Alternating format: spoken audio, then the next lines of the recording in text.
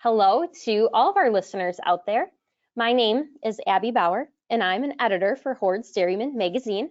I'd like to thank you all for joining us today for this webinar, which is titled A Forage and Feed Outlook. This growing season has provided the United States with some extreme weather conditions, from areas of drought to places that have had excessive moisture. The weather impacted forage quality and quantity, and this webinar will include some lab results that evaluated feed from different areas of the country that have been made under these varying weather conditions. Our speakers will also discuss yield, costs, and possible opportunities to supplement rations with byproducts, depending on availability in your area. We're really lucky to have a pair of speakers with us for today's webinar. First up will be Mike Rankin, Managing Editor of Hay and Forage Grower magazine. Mike earned his master's degree from Iowa State University. He worked on a dairy farm for several years and then joined the University of Wisconsin Extension as a crops and soils agent in Fond du Lac County. After serving the agricultural community there for 27 years, he joined our team to become the managing editor of Hay and Forage Grower magazine, which is produced here in our office in Fort Atkinson, Wisconsin. Our second speaker is Mike Hutjens, a familiar voice to our webinar listeners. Originally from Wisconsin, Mike graduated from the University of Wisconsin-Madison before working for University of Minnesota Extension. From there, he headed slightly south and has been working at the University of Illinois since 1979. As a dairy cattle nutrition specialist, he has shared presentations and information with people, farmers and people in the dairy industry all around the world. Just want to remind you all that if you're listening to the presentation live today, you do have access to the handouts, which is a copy of the presentation slides. You can find that down in the handouts section of the GoToWebinar control panel. You might be particularly interested this month because there are a lot of extra slides with lab data that Mike Hutjens won't be able to talk about, but if you're from those different parts of the country, you might be interested in those results. So take a look at that PDF if you are interested in having that those numbers for your own reference. Also, if you have any questions for either Mike or Mike, please type those into the questions section of the control panel and we will answer them following the presentation. With that, I would like to welcome Mike and Mike to the webinar, and we definitely look forward to hearing your thoughts on the current forage and feed situation and what we can possibly expect for 2023. Mike Rankin, if you would please begin. All right, thanks Abby, and we'll get right into it. For my part, I'm going to talk a little bit about kind of the state of forages in 2022 and as we head into 2023. First of all, I'll give this disclaimer that forage markets and production are regional.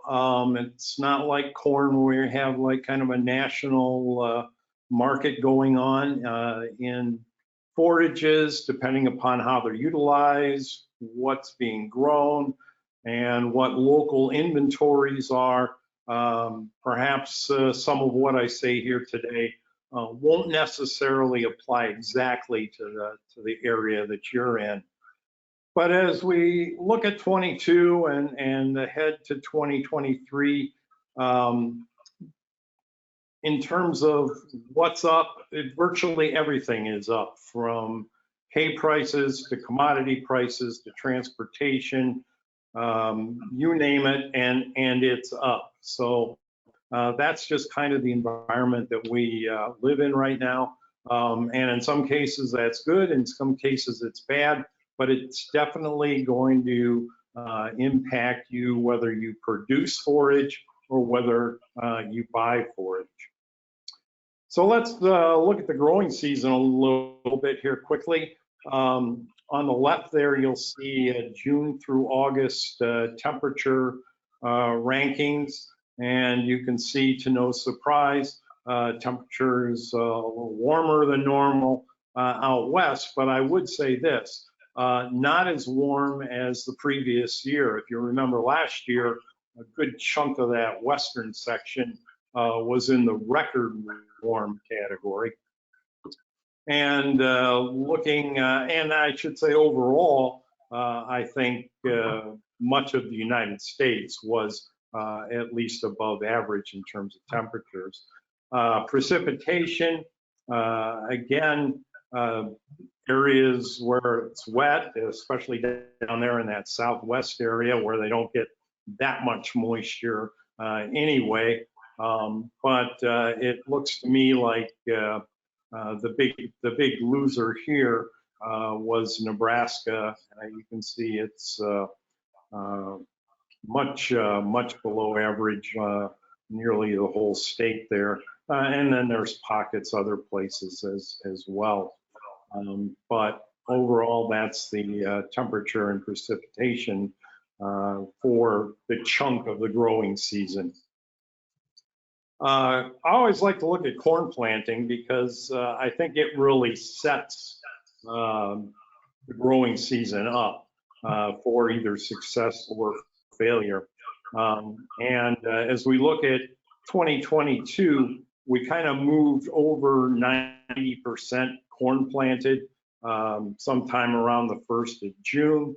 We were a little behind 2021, but pretty close to the 5-year average, as you can see. Now, there were some states, if we look at, say, North Dakota, Ohio, Pennsylvania, they were still lagging quite a bit by the end of June, or by the end of May, I should say, but we're able to catch up there that first week in June.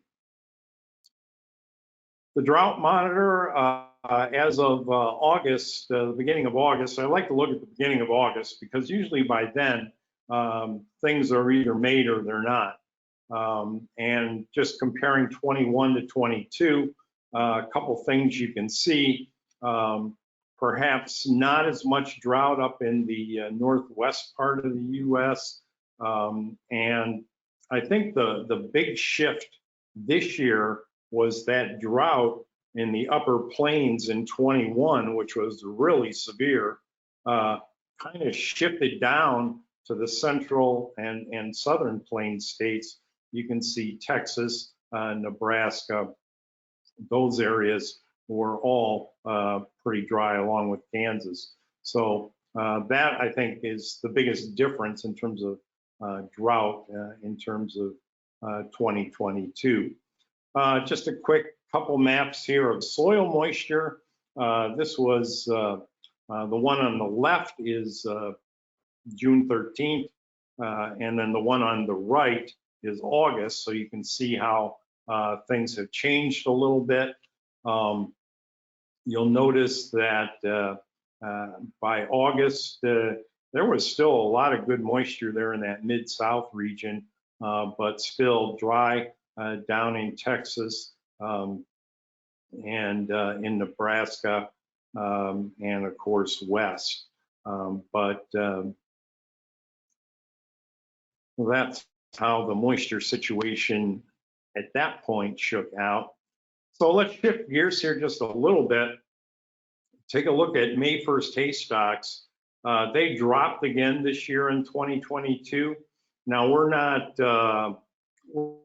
the record lows that we saw in years like 2007 and 2013, or even as recently as 2019, but we're getting very close to that level. And I, will want to keep an eye on our December stocks number. But in terms of hay in the barn, not as much as we had during that period there of 2015 to say 2017. This year, USDA in its most recent crop report for hay anyway, in October, they're forecasting alfalfa hay production to be down slightly, just 1% from last year. Grass hay, on the other hand, is down quite a bit, 11%, and I think a lot of that's related to those plains drought situation in the central and southern plains where they grow a lot of grass hay. Looking at prices, September average alfalfa hay price, record high this year, quite a bit higher than last year. And we thought it was high last year, which was a record as well, but well over $100 movement upward in the last just 2 years. And this is an average hay price, all qualities. So you may say, oh, geez, I'm paying more than that. And you probably are if you're looking at higher quality hay. And we'll get into that here in just a second. Looking at all the months, average hay price from USDA, you can see a big bump, especially from June to July. We're just in record-setting territory right now as far as hay prices are concerned. And you can see last year's monthly hay prices here as well. And we thought last year was bad. Looking at the price of supreme and premium quality alfalfa hay, which as you might expect is much higher.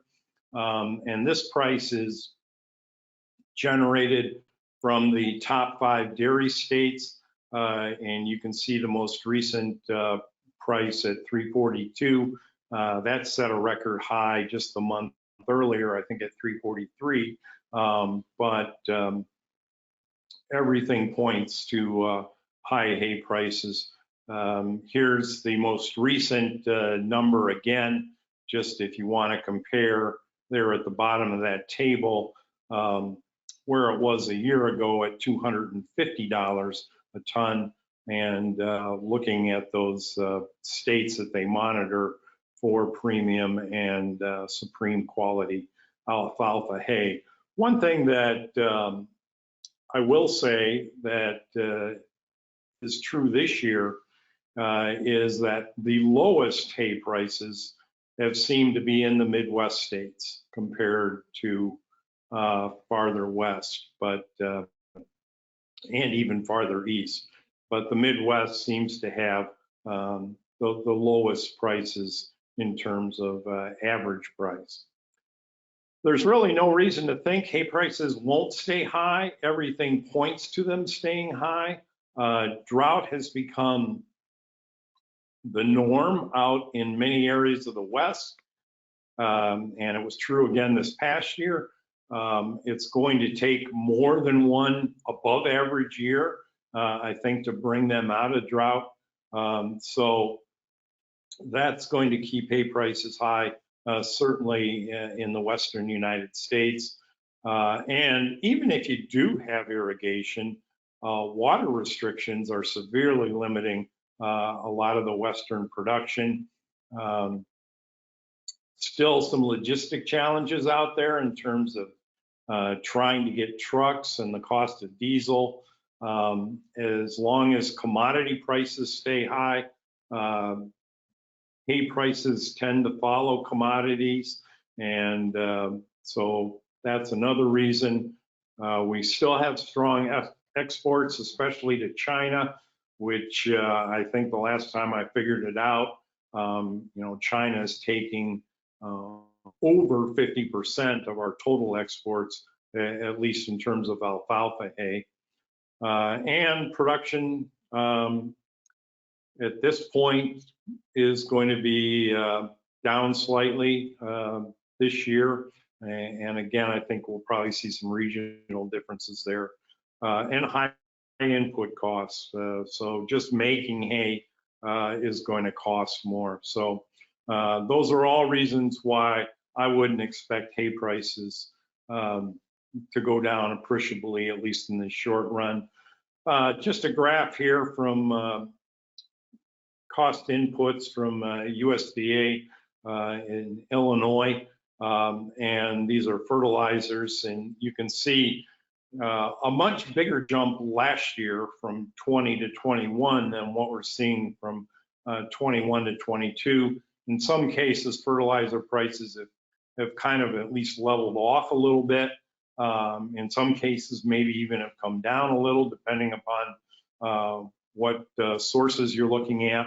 but not the jump this year that we saw last year. But I would still expect fertilizer prices to remain high going into the next growing season. I guess one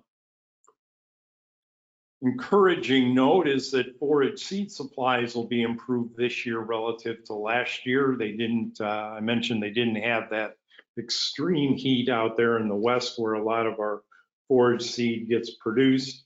And I think overall it was a better seed growing year than it was last year. So this is just a table in terms of average supply, tight supply, and extremely tight supply.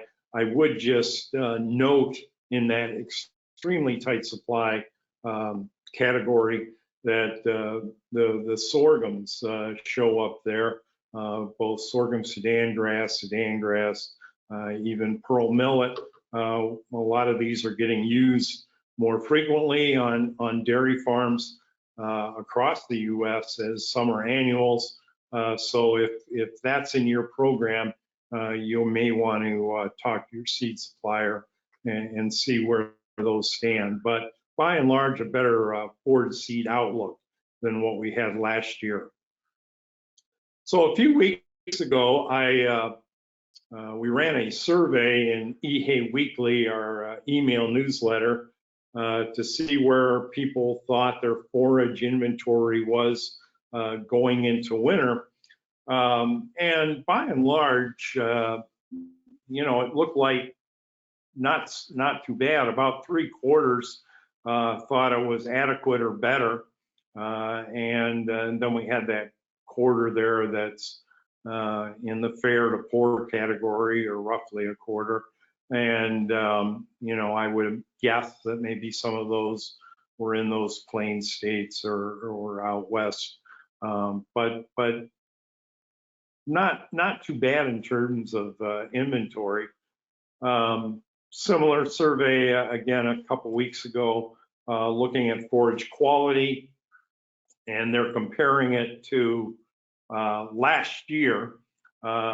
So again, not too bad. A good chunk say it was about the same or better, and then there was also then that whatever 28% that thought it was somewhat or much worse than last year. So that's overall kind of where we stand from there. So let's wrap up here with some big picture thoughts.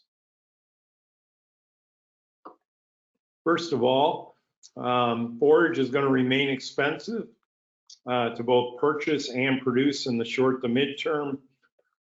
Prices may stabilize. They have to some degree already, but likely aren't going to retreat real quickly either.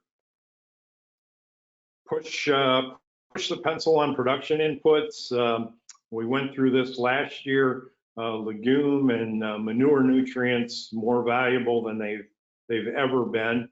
In fact, you know, the nitrogen credit that you can get off alfalfa will more than pay for some top quality seed. So it is a valuable commodity. If your soil test levels are high to excessive, probably a low probability of a yield response from these.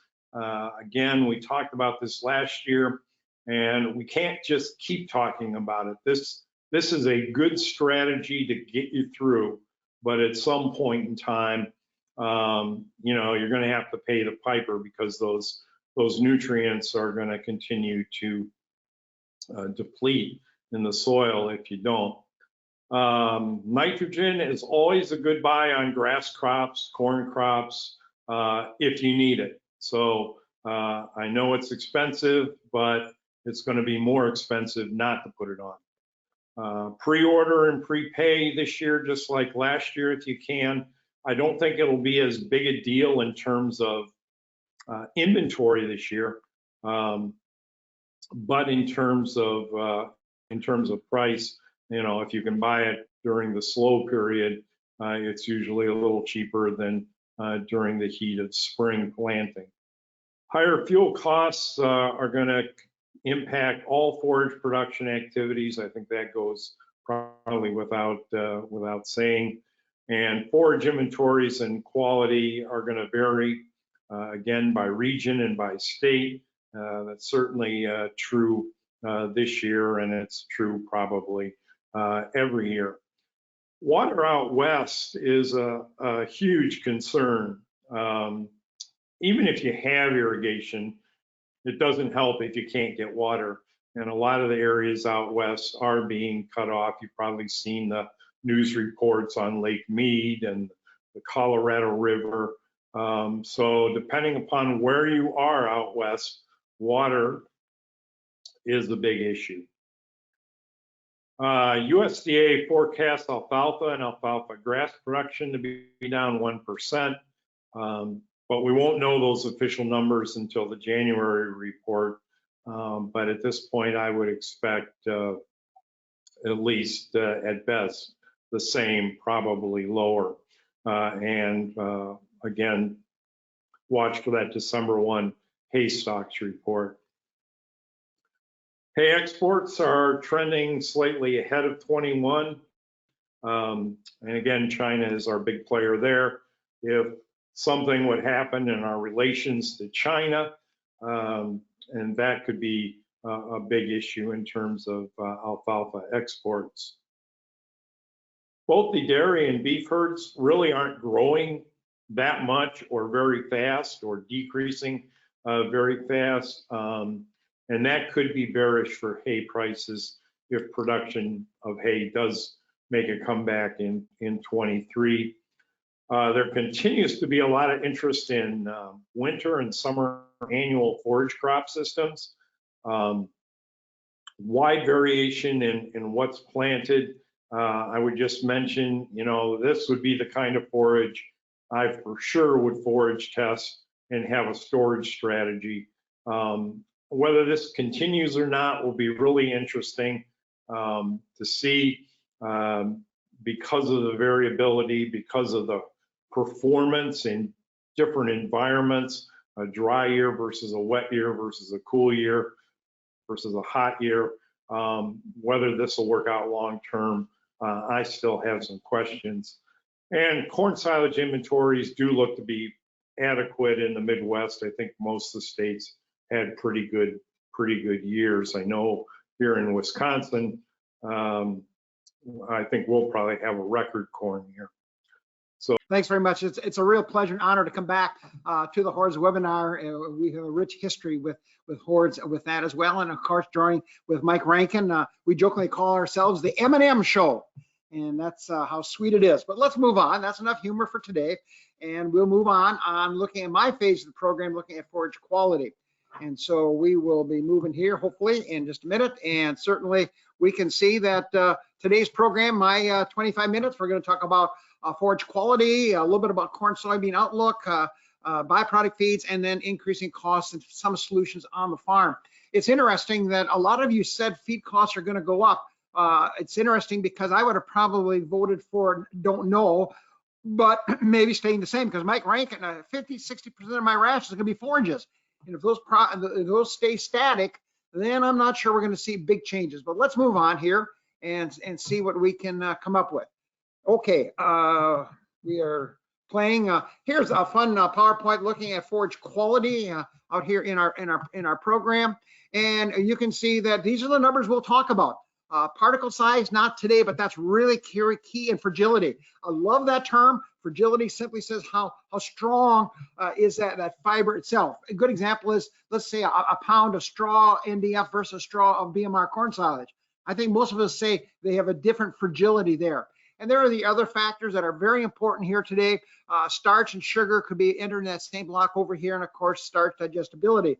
The bottom line, obviously, is going to be the cow response that we see here today. Well, this is an important slide. Take a look at this, attendees. This is an older slide, but look, put this on looking at NDF digestibility.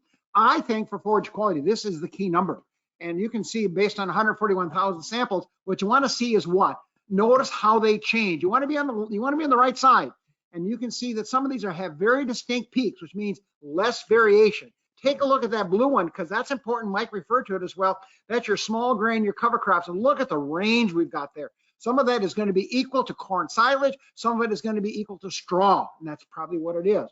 So certainly be well aware of the tremendous difference we have on NDF digestibility at 30 hours. And then take a look at the numbers I like. For my legume grasses and small grains, I'd like to be over 50% of the NDF as NDF digestibility at 30 hours. That's the number I like to work with. Some people like to use a lot larger number. Make sure you compare apples to apples, because this presents the digestibility of the cell wall, and that's energy for the rumen microbes. That's the key right there. And then the one that I really like to look at, and that's Forage UNDF at 240 hours. And the number we get from the Minard Institute is about 0.4% of the cow's body weight, which means for about a 1,400 pound Holstein cow, that'll be around 5.3 pounds of UNDF. Why is that important? And that's important because that's your fill factor.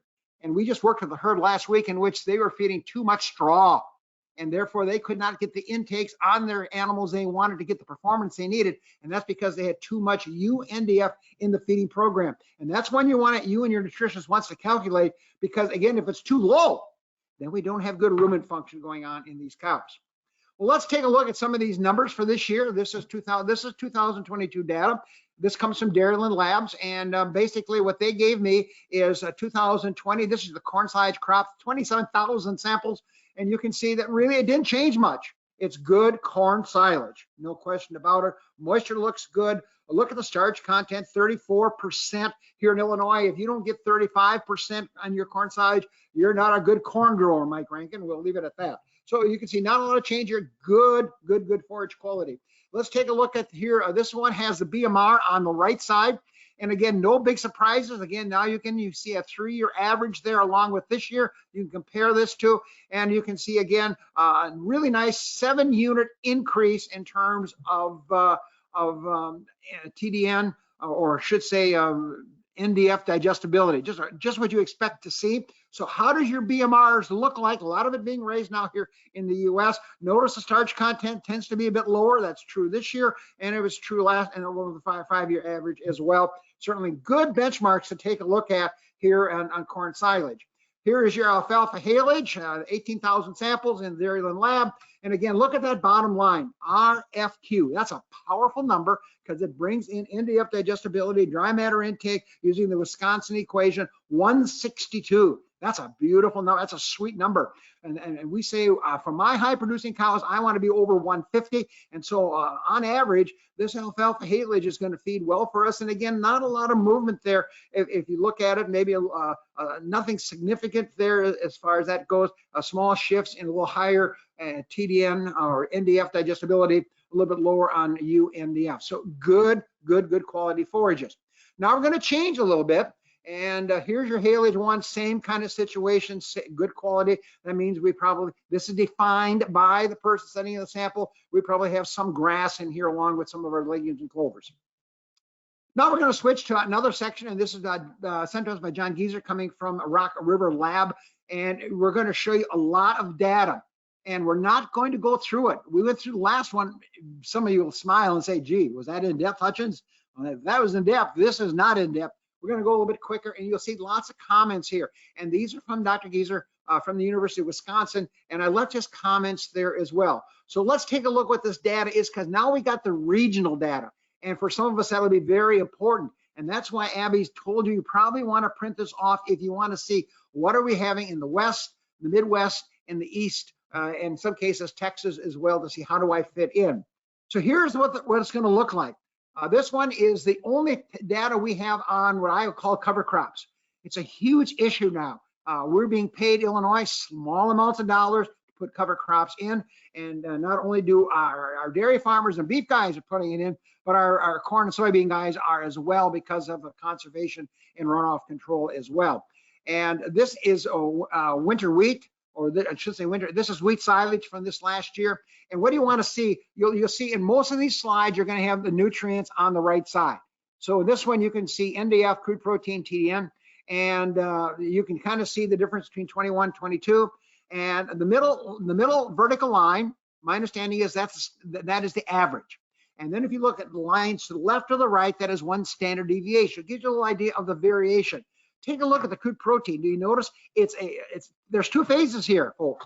And I would suggest, if you look at my arrow, I'm pretty sure this is my boot stage here. We're looking at 15, 16, 17% crude protein. That's good small grain forage. Come over here, and now it's becoming more straw-like, probably in a late dough stage, or maybe a little bit later here. And so nothing wrong with that. If you want to feed that to heifers and dry cows, good for you. But if you want to feed the lactating cows, you better be over here, and Mike Rankin talked about that as well. So that's how these slides work. You can see kind of a two peaks. And you'll not see that in any other slide. Here is another set of that same data, and there's those two peaks again coming in terms of NDF digestibility as well. So that's how these slides are going to look in the next, about a dozen to 15 of them. So hang on to your hats, and here we go. Here is the Midwest haylage. John gave us a 4-year average. You can see there's a little shifting going on. Again, the nutrients are located out there on the right side. Again, if you want to study these, print them off. Here's that same, here comes Western hay. And again, you can see there's no haylage coming in there. It's all hay there. And Mike talked a little bit about that. Good stuff, no question about it. You can see how those hays shake out over those 4 years as well. Here comes the Eastern haylage, same type of picture. Again, you'll see the nutrients listed there over a 4-year average. And here we got the other part of that presentation that John sent to me. This has the total track NDF digestibility. That's what TTNDFD stands for, total track NDF digestibility. Ash represents some contamination if there is happening on picking up that crop. Here comes the Midwest corn silage, and you're going to see it's going to look very similar to what came out of Dairyland Labs here in terms of the dry matter content. You also can see starch levels down here. And again, if anything, maybe a slight movement a little bit higher. Here comes that same corn silage. Again, the same picture here on these nutrients with a 3-year average showing you in front of you. And here is the Midwest corn silage again with these other two nutrients. Just a lot of data. And rather than take a lot of time, we're just going to go through this briskly. Here comes the Eastern corn silage, same thing. And the comments on the left, I want to give credit to John Geezer. Those are his comments. You can study those at your leisure. So this is Eastern corn silage. This is the second set of data from that same group of regions of the United States. And again, another set of data that fits right in there as well. A little bit larger graphs here. And he prepared these all for me. So Dr. John, thank you very, very much. Here comes your Western corn silage. And again, slight differences here. Maybe not quite as much starch as we see in the Midwest. You can look at that at your leisure. Some more data on the Western corn silage just popping up in front of you. And I realize some of you probably, if you blink, you're going to miss one. So don't be blinking on me here. And here's some more data on Western corn silage as well. And more Western corn silage information. So lots of information from the Western states. Here they also, John also sent me some data specifically from Texas. And again, you can see perhaps I'm not quite as much peaking, a little more variation. So watch the shape of those curves. I think that's part of the story as we talk about here today as well. And some more information on that as we click through these ones coming from basically Texas. So my thanks to Neil at Dairyland Labs and John to Rock River for providing all this useful information. They've been faithful every year helping me out here. So thanks much to those two companies. I went up to World Dairy Expo, Mike, and had a chance to look at your displays. That's one of my stops. Everyone wants to see the Supreme Champion cow. I want to see the Supreme Champion forages. Here they are. So it gives you an idea how good these forages can be. So the winning haylage, you can see it listed there, really smoking, as we would say in the Midwest. Notice the RFQ 277. Remember, we said we want 150 to 170 to 190 for lactating cows, 277. I think, John, I could eat that for a salad and put a little French dressing or blue cheese on it and make her work. Corn silage, look at that, 42.4% starch. So that's a really good corn silage. Look at the BMR. The NDF digestibility, 75.6. This is starting to crowd some of my concentrates in terms of energy density and availability. So we can really grow forages, and the contest would reflect the kinds of forages being raised here in the United States can be extremely high quality. Well, let's go quickly now, take a quick look at grain costs and outlook, and that's why some of you think it's going to go up.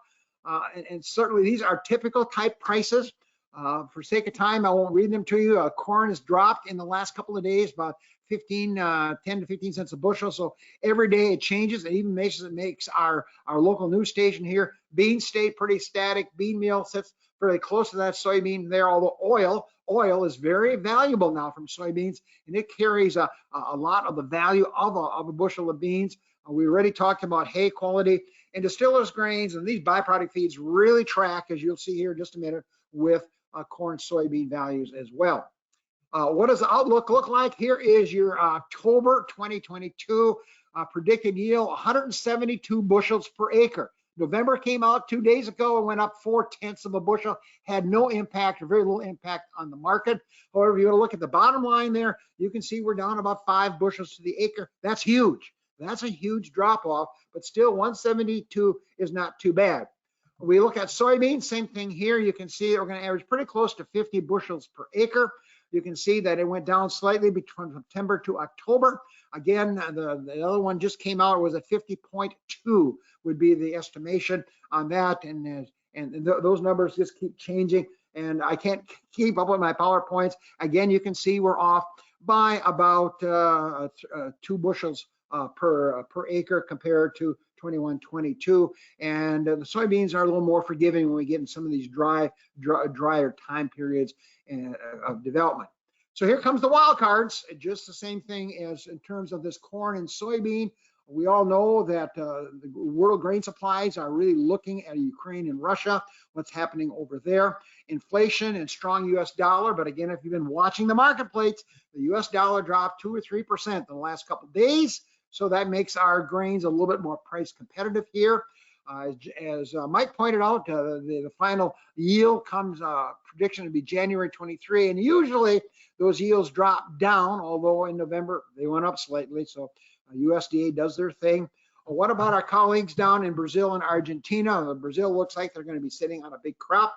A little bit less ethanol production. That means the less pressure on corn prices due to high gasoline prices. People weren't buying as much gas. And a real problem we have here in the Midwest is the low Mississippi River.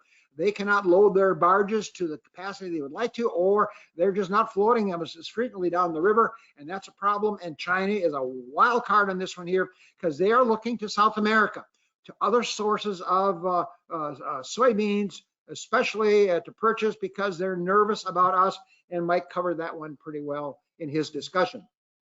A quick word about byproduct feeds and status. I always use the Sesame program. This is the October 2022 done by a co-worker of mine. This would be the Midwest break-even prices.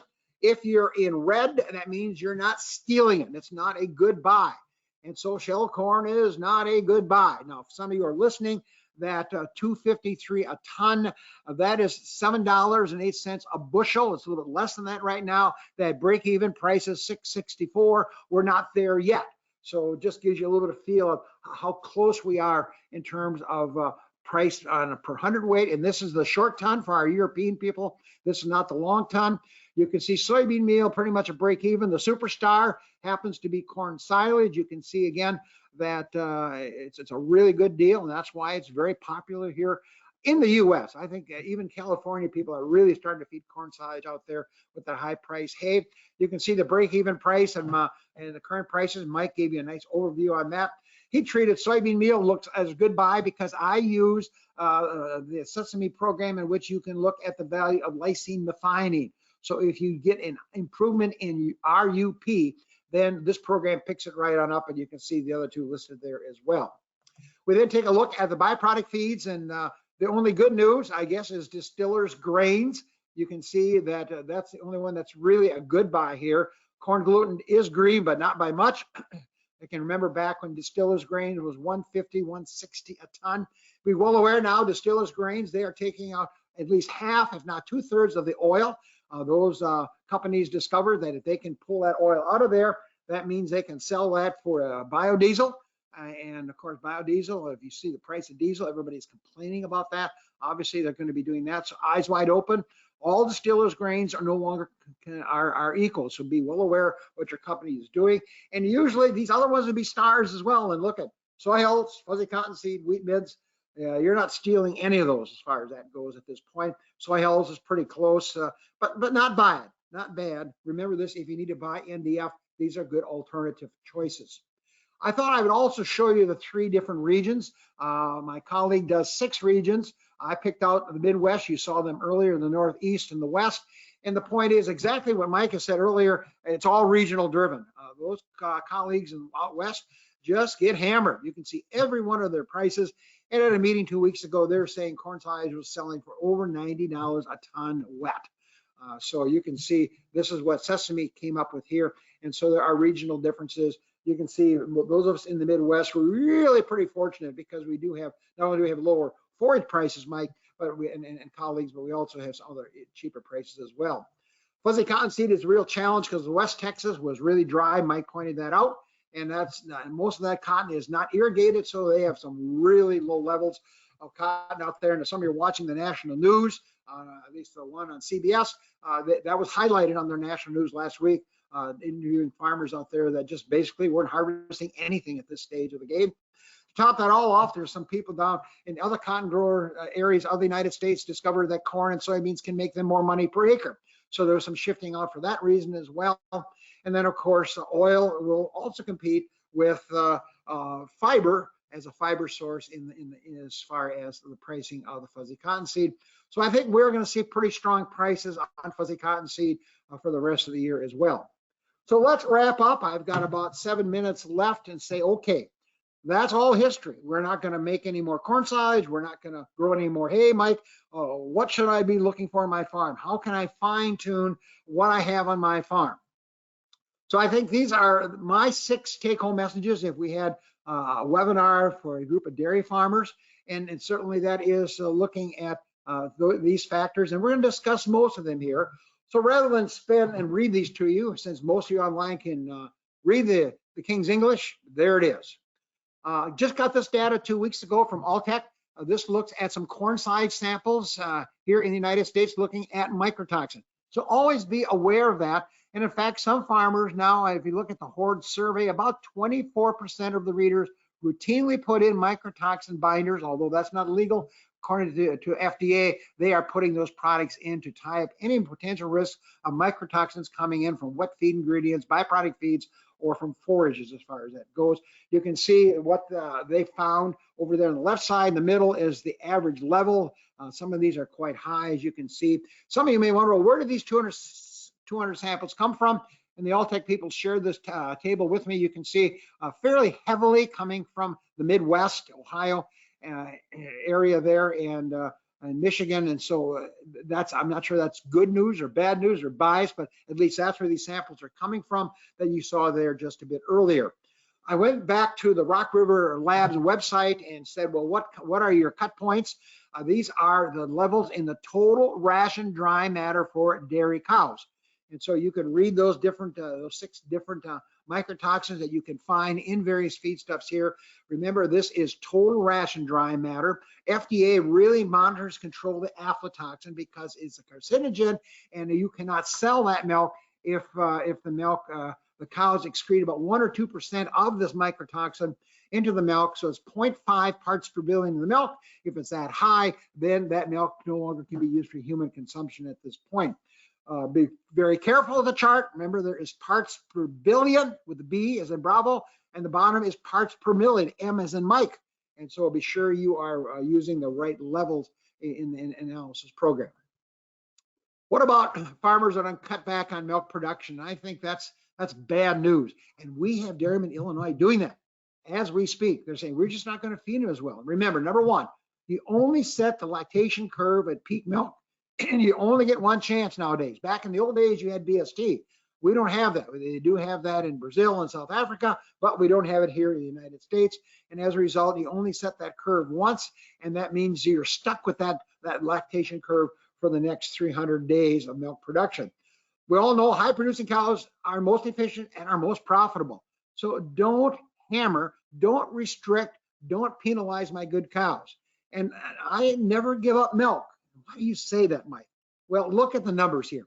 A pound of dry matter right now is costing me about 16 cents. I can remember when it used to be 11 cents. Anyway, that's what it costs a pound of dry matter. This is that last pound. I call that marginal dry matter, that last pound the cow consumes. I'm going to use 24 cents for the price of that milk. That's pretty much the all milk price in the United States right now. Remember, 1 pound of dry matter, since this is the last pound of dry matter, I don't have to pay maintenance. I don't have to worry about reproduction or growth or one of those factors. She should produce 2+ pounds of milk, maybe even 2.5, if depending on components. That milk would be worth 48 cents. It cost me 16 cents to get the 48. And most of you know I'm a Dutchman. And if you're Dutch, you're pretty tight with the money. The profitability there is 32 cents per cow per day in that marginal dry matter intake my cows consume. That's profit. That is profit I'm going to get from my cows. I'm not going to underfeed my herd of cows. Here is the benchmarks for 2022-23. As I point, as Mike reinforced in his presentation, notice that word Illinois. Certainly that would be different than if you were in Pennsylvania or New York or California. And you can see my cost per cow per day, $8.16. That works out to 16 cents per pound of dry matter. And then you can see 2 different levels of production. 80 pounds for my European and non-English speaking, that's 36 kilos of milk. 70 pounds, that would be 32 kilos of milk. And those are my 4 bullet items. Feed cost per pound of dry matter. What does it cost to put those groceries in front of those girls? Number 2, what does it cost to produce 100 pounds of milk or 45 liters? The income over feed cost, that's the margin you have after you pay all your feed bills. And then feed efficiency, you can see big number, big number. What's the take home? When you go to the red column, you lose, you lose, you lose. And you lose lots of money. You lose lots of money. And so I'm saying, do not undercut my good cows. Another bit of data came from Dairyland Labs. You can see it here. This looks at kernel processing scores. The good news is the really light purple, that's what it looks like on my screen, only 5% is inadequate as far as that goes. Adequate, you can see about half of them are adequate from 50 to 70. A lot of people would say 60 to 70 is more adequate, but this is how that data shakes out. And the other half you can see is optimal, which is over 70. Well, don't feel too comfortable with your 71 kernel processing score. Some of the more recent research would suggest we should be up in the mid 70s, if not 80. And that's based on how good your processor is, how much horsepower you got, how hard you're forcing that here, and what is the clearance between those rollers, and what is the roller speed. So there's lots of variables that go into making good silage. Why is this important? Well, if you aren't processing the kernel, then that corn's going to come through, and now you get to buy it again at $7 a bushel and feed it twice. Not a good deal in 2022 and 23. We know under storage, that's why a lot of us want to make sure you have at least a 3-month storage, 4-month storage period. This is work from the Wisconsin group, and you can see that actually the score actually goes up here in terms of kernel processing. Another one I look at is fecal starch. I was impressed in this last year. Dairyland had 6,600 samples. And again, the University of Wisconsin would say it should be under 3%. The real good consultants say you can get that down to under 2%. And again, that same thing, that would tie very closely to the kernel processing score, but also processing of grains, barleys, wheats, and other starch sources. Even some of your cover crops could enter in that discussion there. And you can see a number in the red. And we know that for every 1% increase in fecal starch, that's about 0.6 of a pound of lost milk, or 0.3 kilos of lost milk. Powerful tool again. And you know, we can't do much about if the starch is high, if it's grain, you can go back and process that grain prior to feeding. But if it's coming from the corn silage, we're pretty well stuck. Another table comes right out of the new NRC. This looks at farmers that are going to be short on forages due to drought or acreage, whatever the case is. And Mary Beth Hall put this together and described it very nicely. It says that usually most of us are going to be working around 20 to 21% forage NDF. If you're going to be feeding less forage NDF, she then, or the NR and the NASEM group say you've got to increase the NDF in the diet. That could come from almond hulls if you're out there in California. It could come from corn gluten feed here in Illinois. And also you're going to change the starch levels because you don't get the protection coming from those forage NDF numbers in the computer. What bothers me a little bit on forage NDF, remember a pound of forage NDF from straw is equal to a pound of forage NDF coming from BMR corn silage.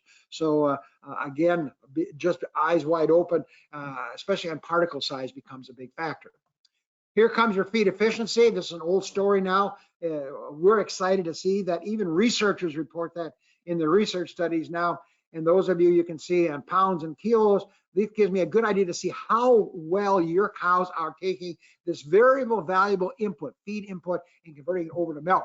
And so it's a powerful tool to see that you're not overfeeding or underfeeding. It took a herd that I'm working with right now. It took us almost a year to go from basically 1.38 to about 1.54.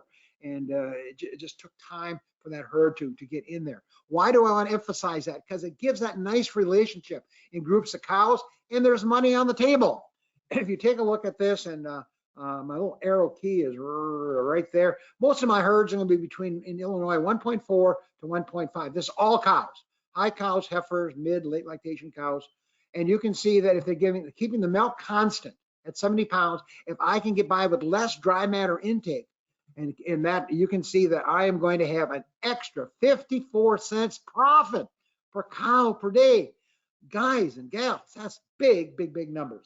Well, Amy, we got to wrap up here. I just thought I'd share this last one with you, and that is because the window is now open for the dairy margin coverage program. Every Illinois dairy farmer should be enrolled in this. I don't care if you've got our state average 121 cows in your herd, or you've got 1,000 cows in your herd. I'm going to protect some of my milk with this. This shows you how that calculation goes. Again, you can see where Mike Rankin gave you that number. This is the price in July of 2022, a price of hay, corn, soybean meal. This is the total feed cost. That was a national milk price, all milk price here. And so that spread, that's what you're protecting, that spread was $9.92. The program did not pay you in July for that because in most farms, that's going to be $9.50. But now let's take a look. Here's predicted by COA in one of the dairy magazines, and you can see where that margin is. And when it goes below $9.50, then your insurance is going to pay you this much per hundredweight. I would argue, and all of you are saying feed costs are going to go up. You better protect yourself, because if you look at future milk prices in the U.S., they're staying pretty static, if not down a little bit, and the price of cheese and butter just keeps jumping and jumping around. So my take-home messages are listed here. Mike and I both would agree. To me, the real answer is forage quality and quantity. That's winners if you've got both of those. Monitor that quality, as Mike pointed out clearly, and as the labs showed to you, tremendous ranges of this quality on farms. There are regionalities on byproduct feeds and in those other feeds as well. So be eyes wide open. I'd love to get my hands on some of those almond hulls, but I don't think I can afford to bring them all the way out here to Illinois. And then we talked about some on-farm tools that allow you to fine-tune the diet, to make some changes, to determine if you're doing a good job. And with that, Abby, I'm already 5 minutes over. My apologies on that. We'll turn the program back to you. No problem at all. And Mike, if you could mute your microphone for a minute. Thank you. So thank you very much to Mike Rankin and Mike Hutjens for sharing their insight on both forage and feed quality, the current feed situation, and then some predictions for the year ahead. We definitely appreciate all the time you took to collect this data and share these insights with our audience. Again, if anyone has any questions for either Mike or Mike, please type those into the control panel right now, and we will address those in just a few moments. I do want to invite all of our listeners to our upcoming webinars. Again, our webinars are always held the second Monday of the month. Our last webinar for 2022 will take place on December 12th. This one will have a reproduction focus, and we will have a presentation titled Back to the Basics, Semen Handling and Tank Management, presented by Joe Dalton of the University of Idaho. And that webinar will be sponsored by Select Sires. And then to kick off 2023 on January 9th, we'll have a presentation by Mark Stevenson from the University of Wisconsin-Madison, and he'll be giving us a dairy situation and outlook for 2023. That webinar will be sponsored by QLF. Once again, I want to remind you, if you do want to print out those handouts, go to the handout section and you can click on that PDF, and then you could either save it to your computer or print it out if you want to reference any of that data that Dr. Hutjens shared. Now we will go to some questions that came in. So if you guys are ready, we'll do that now. First question here, you talked about the World Dairy Expo forage winner having an RFQ of 277. Is there ever a point where it's too much of a good thing? Like, can we get too high with our RFQ levels? Maybe Mike Hutjens, if you want to address that first. Sure, Abby, I can say my answer is yes. In fact, Mike Rankin might want to argue with me, but when the RFQ gets over 200, I'm not going to pay anything extra for that because now suddenly it no longer functions as a forage, ends up in the concentrate, and so it's kind of like the world champion cow at Expo. Would you want a whole barn full of them? I probably would, but I would say yes, it can get too high, and when I get over 200, then I'm not sure I'm going to pay anything more for it. And a lot of times those RFQ values are worth $1.10 a point. And Mike, I haven't worked that out lately, but you can see that hay, well, if you use that thumb rule, you get up to the kind of prices that Mike was talking about here. So Mike, what's your take on this RFQ? And of course, then the quantity of forage usually is going to be reduced if I've got that extremely high quality. Your comments, Mike? Yeah, well, you know, it is a beauty contest, and you can get too high, and nobody's going to really harvest all of their forage at that level. A lot of times, what that is fall-grown forage. So pretty unique forage sample, but nobody can or would want to go that high on everything. Okay, certainly an impressive number. So thank you for sharing that insight. Another question here says, are you seeing the gap in starch between BMR corn silage and conventional corn silage closing? I'll take a first shot at it, Mike. I think the answer, I think we will see it closing because we're seeing better hybrids containing that BMR trait as far as that goes.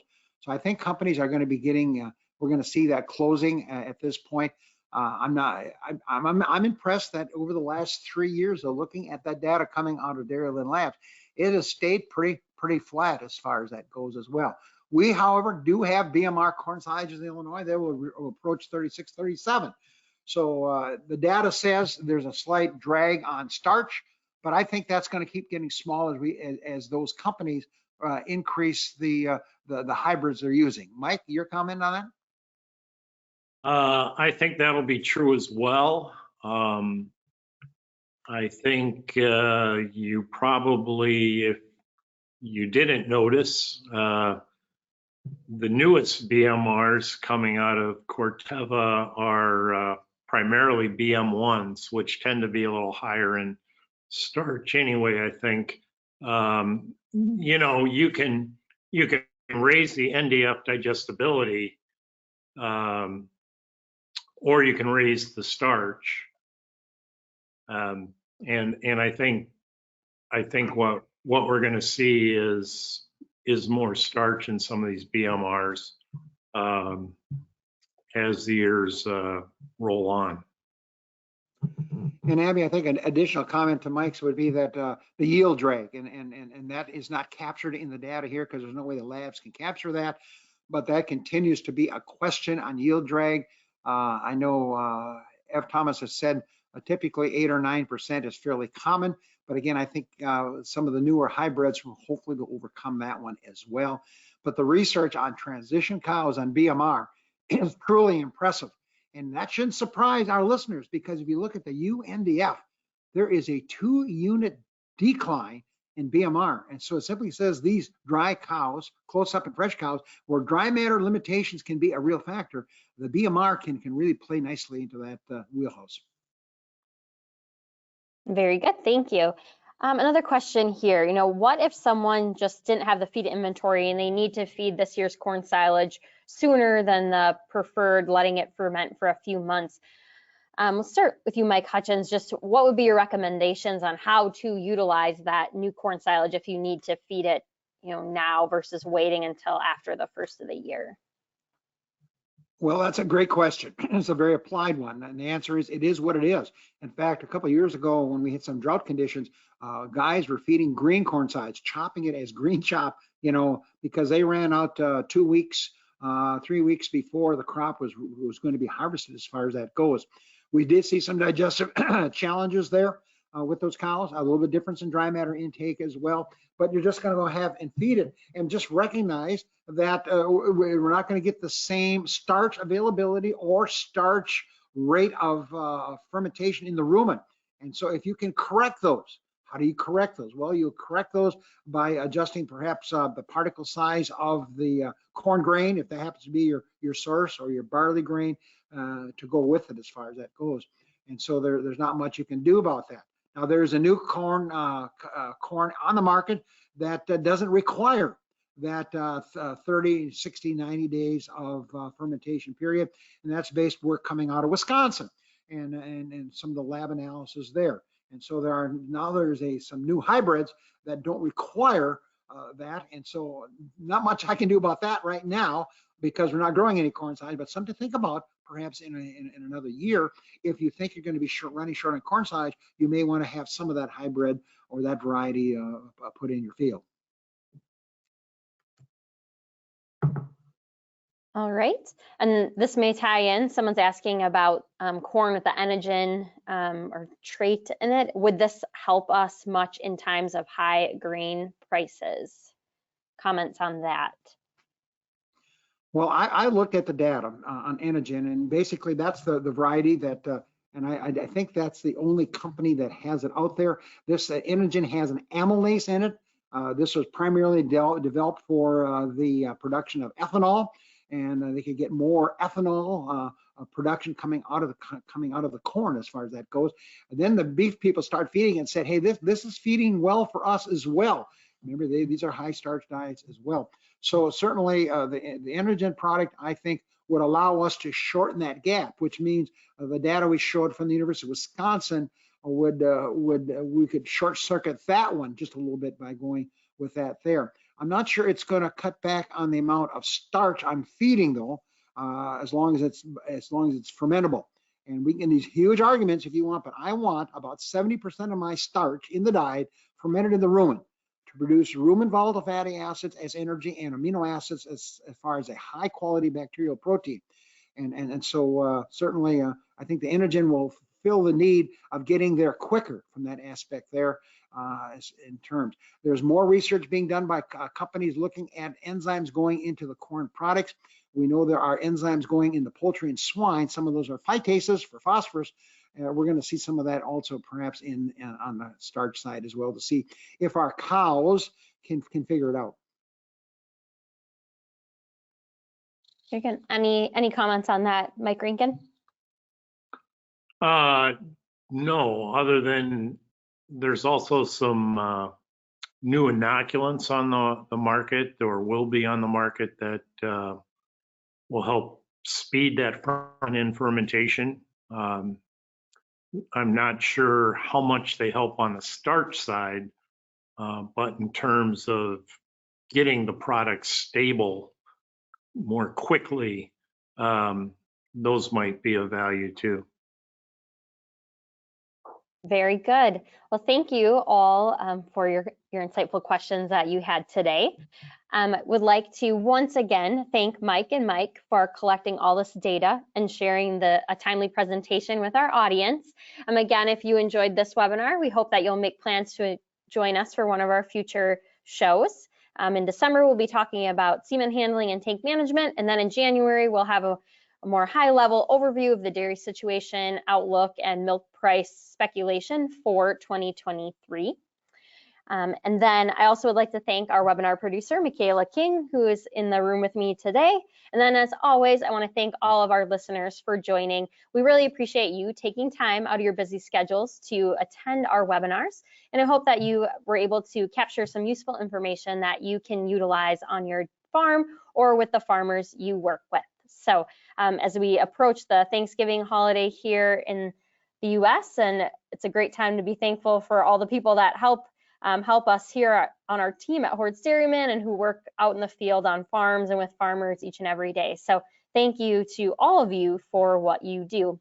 Again, hopefully we'll see you on a future webinar. And until then, please take care and have yourself a good rest of the day.